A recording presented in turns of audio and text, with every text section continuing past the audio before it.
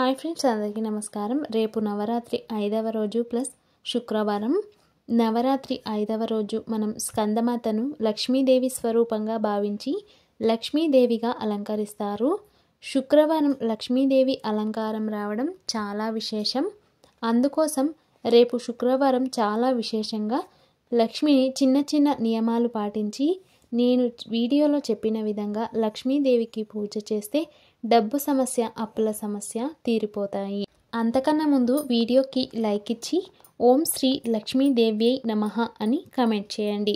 రేపు శుక్రవారం లక్ష్మీదేవి ఆశీర్వాదం పొందాలి అంటే అమ్మవారికి రేపు విశేషంగా పూజ చేయాలి. మొదట తలకు షాంపూ పెట్టకుండా స్నానం చేసే నీటిలో కొద్దిగా పసుపు, గోమయం వేసి తలస్నానం చేయాలి. ఇలా తలస్నానం చేయడం ద్వారా జాతక దోషాలు, గ్రహ దోషాలు తొలగిపోతాయి. ఎందుకంటే రేపు చాలా విశేషమైన రోజు. తర్వాత ఇంటిని తూర్చుకోవాలి. నీటిలో కొద్దిగా రాళ్ల ఉప్పు, పసుపు, గోమయం వేసి ఇల్లు శుభ్రంగా తూర్చాలి.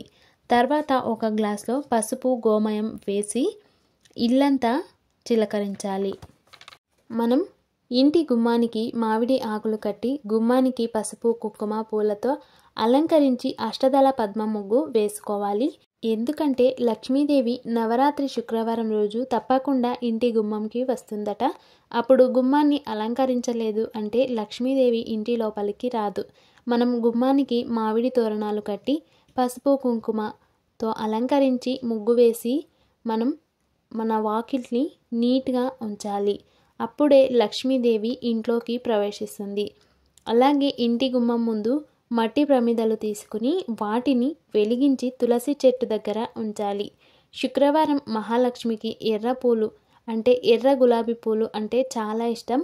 మనం కూడా ఎర్ర చీర కట్టుకొని పూజ చేస్తే లక్ష్మీదేవి ఆశీర్వాదం రెట్టింపు ఫలితం మనకు లభిస్తుంది. అలాగే పూజ చేసే ఆడవారు బొట్టు పెట్టుకుని పసుపు రాసుకుని అలాగే పట్టీలు వేసుకుని కాళ్లకు కూడా పసుపు రాసుకుని పూజ చేయాలి. ఈరోజు అమ్మవారికి ఎర్ర గులాబీలు సమర్పించాలి. గులాబీ పూలు సమర్పించడం ద్వారా ఆదాయం పెరుగుతుంది. అలాగే అప్పుల సమస్య ఉన్నవారు 21 యాలకుల ద్వారా మాలను రెడీ చేసి లక్ష్మీదేవి ఫోటోకి యాలకుల దండ వేయాలి. ఇలా చేయడం వలన కటిక దరిద్రులు కూడా ధనవంతులు అవుతారు. శుక్రవారం నెయ్యితో దీపారాధన చేయండి. వెండి దీపపు ప్రమిదల్లో కానీ లేదా మట్టి దీపపు ప్రమిదల్లో కానీ నెయ్యి పోసి దీపారాధన చేయండి. ఆరోగ్యం బాగా ఉన్నవారు ఈరోజు ఉపవాసం చేయవచ్చు. కానీ నిర్జల ఉపవాసం ఉండరాదు. పాలు, పండ్లు, పండ్ల తీసుకుని సాయంత్రం మళ్ళీ దీపారాధన చేసి 7 గంటల తర్వాత భోజనం చేయాలి. ఈరోజు మాంసాహారం తినరాదు. దీపం వెలిగించిన తర్వాత దీపానికి పసుపు, కుంకుమ, అక్షింతలు, ఎర్ర గులాబీలు సమర్పించాలి. ఇక ఈరోజు పాలతో చేసిన పరమాన్నాన్ని మనం లక్ష్మీదేవికి నైవేద్యంగా సమర్పించాలి.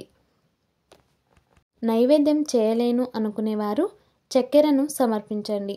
శుక్రవారం రోజు ఓం శ్రీ మహాలక్ష్మి నమః ఈ మంత్రాన్ని 108 సార్లు జపించండి.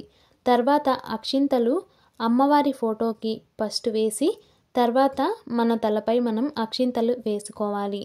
ఇలా వేసుకోవడం ద్వారా అమ్మవారి ఆశీర్వాదం మనకు దొరుకుతుంది. అమ్మవారికి హారతి ఇవ్వండి. అలాగే ఈరోజు గోవులకు ఏదైనా ఆహారం ఇస్తే రెట్టింపు పుణ్యఫలం దొరుకుతుంది. శుక్రవారం సాయంత్రం రాళ్ల ఉప్పుని తీసుకురండి. అలాగే రాళ్ల ఉప్పుని మూలల్లోనూ వేయండి.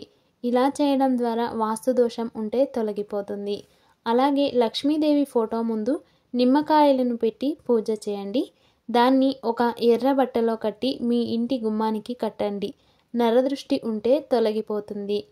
అలాగే రేపు అమ్మవారి దేవాలయానికి వెళ్ళి ఎర్ర గులాబీలు ఇవ్వండి. ఈ పుణ్యం కుటుంబం మొత్తం చెందుతుంది.